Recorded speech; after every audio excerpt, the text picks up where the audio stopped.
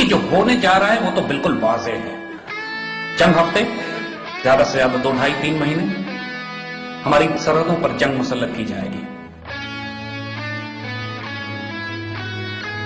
اب تک as per today اس کے پلانز ریڈی ہیں.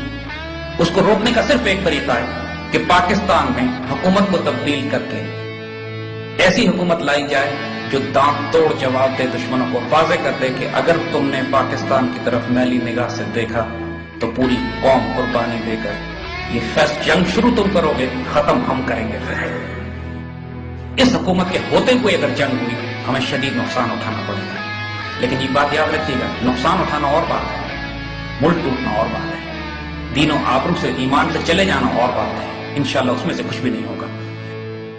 کہ اس آنے والی جنگ میں اگر آج کے حالات رہے جیسے اس وقت ہیں، قوم کارگل کی جنگ میں قوم فوج کے ساتھ نہیں تھی. جو کارگل کی جنگ میں ہوا تھا بے درخت قربانیاں دی گئی میدان جنگ پہ. سیاستدان ایک طرف تھے، میڈیا ایک طرف تھا، قوم کو معلوم ہی نہیں تھا کہ شمال کے پہاڑوں میں کیا جنگ ہو رہی ہے. ہم نے چوٹ ضرور پڑی ہے، ہم تھوڑا سو بھی گئے، غافل بھی ہو گئے، مرے نہیں ہیں اللہ کے فضل سے. اور وہی چنگاری اس قوم میں موجود ہے. ہمارے حکمران ضرور ناپاک ہیں، ہمارے میڈیا میں ضرور لوگ بکے ہوئے ہیں، ہم ڈپلومیسی بالکل نہیں کر رہے ہیں، معاشی طور پہ بھی کمزور ہیں. لیکن اللہ کے فضل سے مری ہوئی قوم نہیں ہے. جغرافیہ ہمارا موجود ہے اور یہ انٹیکٹ رہے گا. اگر شروع میں مار پڑ بھی جائے، مار پڑنے کا مطلب ہے ہو سکتا ہے کہ ہمارے شہروں میں یہ بامبنگ کریں، ہو سکتا ہے کہ ہمیں سرحدوں میں کچھ علاقے چھوڑنے پڑے، ہو سکتا ہے کہ ہمیں پیچھے ہٹنا پڑے کچھ علاقوں میں، کیونکہ پریشر بہت شدید ہوگا دو طرف سے. لیکن ری گروپ کر کے، ری آرگنائز کر کے، کاؤنٹر اٹیک کر کے جگہ کو لینا کوئی بڑی بات نہیں. تلک الایام نداولها بین الناس، یہ تو اوپر نیچے چوٹیں لگتی رہتی ہیں، کوئی بڑی بات نہیں. یہاں پہ قوموں کے حوصلے بلند ہونے چاہیے. جو قوم زندہ ہوگی جیتے گی آخر میں وہی قوم جس کے حوصلے بلند ہوں گے، جس کو اپنی فتح پہ یقین ہوگا، جس کو اپنے اللہ پہ بھروسہ ہوگا، اور جو اس یقین کے ساتھ جائے گا کہ ہم نے 47 کا بدلہ بھی لینا ہے اور 71 کا بدلہ بھی لینا ہے، ہم ایک ایک خون کا حساب لیں گے. جنگ شروع یہ کریں گے، ہم پھر کہہ رہے ہیں اللہ کی قسم ختم ہم خود کریں گے اس کو.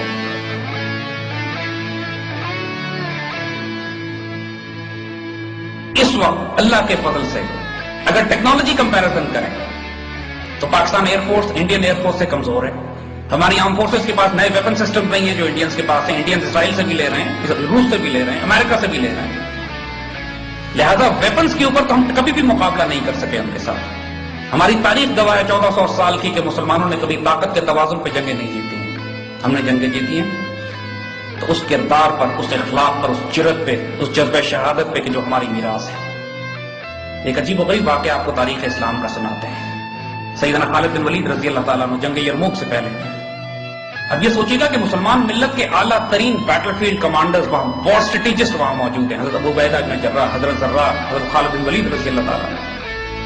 جنگ یرموک چل چکی ہے. سیدنا خالد کہتے ہیں کل میں جا کے ان عیسائیوں کا فیصلہ کر دوں گا. ایک لشکر تھا عیسائیوں کا ایک طرف، 60,000 اس کی فوج تھی. تو سیدنا خالد سے جب پوچھا گیا کہ آپ کا بیٹل پلان کیا ہے، کل آپ جا کے کیا کریں گے ان کے ساتھ، کہتے میں 30 مجاہد لے کے جاؤں گا اور 60,000 پہ حملہ کروں گا. اب اگلے کیا جواب دیتے ہیں؟ خالد آپ کا پلان ٹھیک نہیں ہے، اس کو ٹھیک کریں. خالد نے ٹھیک ہے، آپ مشورہ دیجیے. کہتے ہیں 30 کم ہے، 60 لے جائے گی. اور یہ امت کے اعلیٰ ترین اسٹریٹجسٹ ہیں. نعوذ باللہ، یہ کوئی ایسی بات نہیں کر رہے تھے، کچھ تھا ان کے پاس جس کے تحت یہ بات ہو رہی تھی. اور پھر اگلے دن تاریخ نے دیکھا کہ 60 مجاہدین نے 60,000 کے لشکر کو پیچھے ہٹایا. تاریخ میں ایسی واقعات میں سارے نہیں ملتے. ہم انہی کی اولادیں ہیں اللہ کے فضل سے. ہمارے نام بھی طالع، خالد، ٹیپو اور صلاح الدین ہیں. وہی ورثہ، وہی میراث ہمارے پاس ہے. اور اللہ کے فضل سے انشاءاللہ ہم اپنے آباء و اجداد کی انہیں روایتوں کو دوبارہ زندہ کر کے دکھائیں گے. ہم آپ کو اس جنگ کا نتیجہ پہلے حضور صلی اللہ علیہ وسلم کی حدیث مبارکہ کی روشنی میں بتا دیتے ہیں کہ یہ غزوہ ہند کا آغاز ہوگا اور غزوہ ہند کا انجام ہندوستان کے مسلمانوں کے دوبارہ غلبے میں آنے کا. یہ حضور کی حدیث ہے. جس طرح قسطنطنیہ کی حدیث جس پر مسلمان 900 سال تک اپنی ملٹری کیمپینز بلڈ کرتے رہے، لتفتحن القسطنطنیہ فنعم الامیر امیرها ونعم الجیش ذلک الجیش. حضرت عمر رضی اللہ تعالیٰ عنہ کے دور سے لے کر سلطان محمد فاتح تک 1453 میں قسطنطنیہ پر مسلسل حملے کیے جاتے رہے اسے ایک حدیث شریف کو پورا کرنے کے لیے کہ قسطنطنیہ لازماً فتح ہوگا، وہ فوج بھی جنتی ہوگی، اس کا امیر بھی جنتی ہوگا.